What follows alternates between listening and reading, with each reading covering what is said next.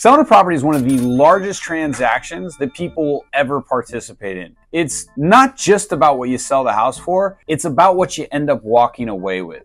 Over the next few minutes, I'm going to cover all the closing costs and some of the things that'll come out of your pocket so you know for a fact what your bottom line is going to be.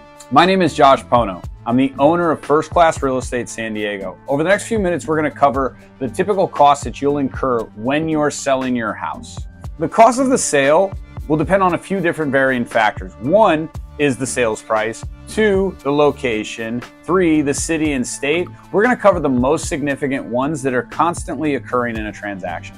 And if you want a specific to the dollar net seller sheet, you can reach out to me and I can have one prepared to you very quickly.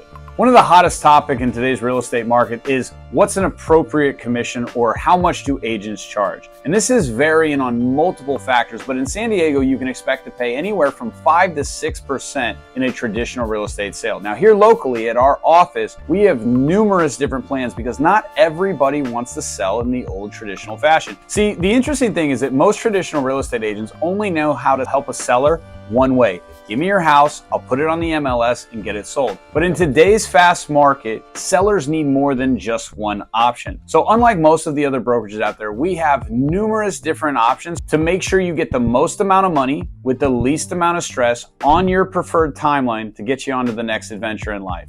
Another typical expense that sellers will incur when transacting here in Southern California is typical closing costs, title, escrow, city transfer fees. You need an escrow officer to make sure that all the money goes to the right places and that everything is compliant so that title can transfer the property to the buyer with a free and clear title. With that being said, you can estimate around 1% of the gross purchase price to cover these expenses. This will ensure that when you close, you're not getting a bad surprise. Every single buyer in California has the right to request repairs or a credit during the escrow process. And this is incredibly important. When not properly prepared for, this ends up costing sellers tens of thousands of dollars or worse, falling out of escrow and then having to take a massive reduction in price to get the property sold.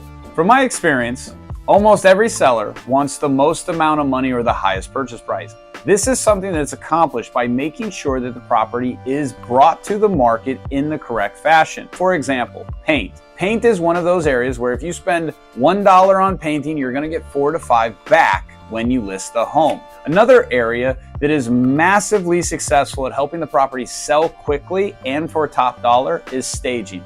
And I know what you're thinking, is it really necessary? We have literally reviewed case studies and hundreds of different examples within the MLS where on average, if you spend the money to stage anywhere from $1,500 to $3,000, you can ensure that you're gonna get anywhere from $15,000 to $18,000 back. Paint, cleaning, and staging will guarantee that the next buyer pays top dollar and gives you the least amount of problems.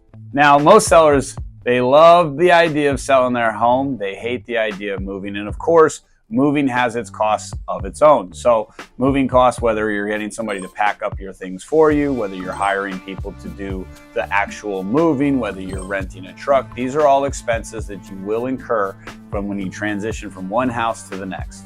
One area where a lot of sellers and even the agents completely fail to educate people on or to learn about is capital gains and the costs associated from a financial aspect of, are you going to incur taxes when you sell the home? Now, I'm not a financial advisor, but capital gains is where you own the property for less than 2 years, and so you're subject to tax on all the profits.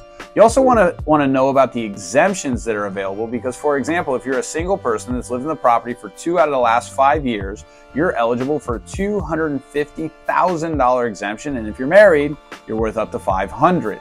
Now, again, you're going to have to talk to your CPA to make sure that they review your exact situation. But these are the standard types of conversations that when we speak to sellers, we make sure they are clearly aware of so that there's absolutely no bad surprises and everything goes the way you want it to. As you see, it's not just as easy as what am I going to sell my house for. There's numerous different lanes that you need to review prior to selling your home so that you make sure you get the most amount of money with the least amount of stress on your preferred timeline. If you're interested in learning more information like this that's critically valuable to your decision-making process, feel free to check out our website where we've got a full library and different documents that'll make sure you're always prepared and you're always informed.